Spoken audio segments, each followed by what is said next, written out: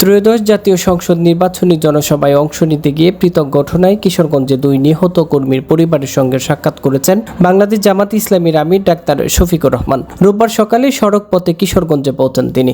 পরে সকাল 10টায় ইটনা উপজেলার শিমুলবাগ দক্ষিণহাটি এলাকায় জামাতের সমর্থক শাহ আলমের পরিবারের সদস্যদের সঙ্গে সাক্ষাৎ ও স্মরণ সভায় অংশ নেন।